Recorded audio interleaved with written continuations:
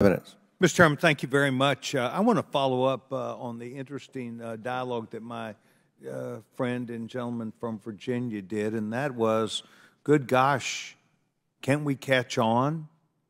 Can we catch on that the Chinese are here? They are not just competitors, they're for our demise. We were told years and years ago they wanted to be a part of the world market. They would respect intellectual property, rule of law, tariffs. They would do all these things, and I think there's more than enough evidence to suggest they do not do that. The gentleman from Virginia insightfully, and I agree with him, well, what did we do about these things that happened that we were aware of? Mr. Atkinson, the Homeland Security in January of 21 put out a document that was entitled, DHS Strategic Action Plan to Counter the Threat Posed by the People's Republic of China. Should have gotten each of you a copy of this, and I will make sure that happens. But before that, I'll see if I can coach you along. Well into, I think, page 11, continuing to protect the homeland, border security and immigration, ensure the effective removal of PRC nationals from the United States. At present, January 21, 40,800 PRC nationals in the United States are subject to final orders of removal.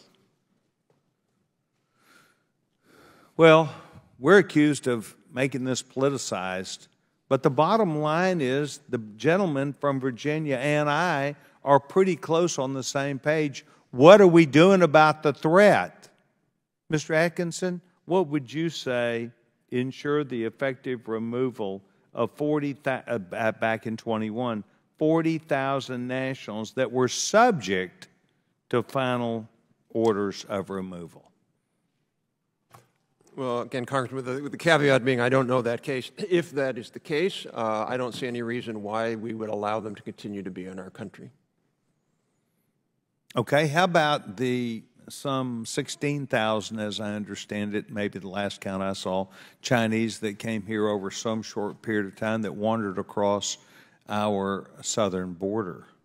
Would you call that politics, or would you call that good common sense that you'd like to know who they are and remove them since they did not follow a legal process?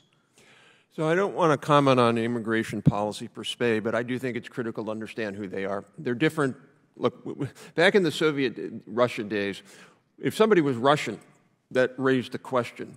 It was obvious. If somebody was French, we didn't raise the same question. So I do think having Chinese, somebody coming into the country from China is in a different category.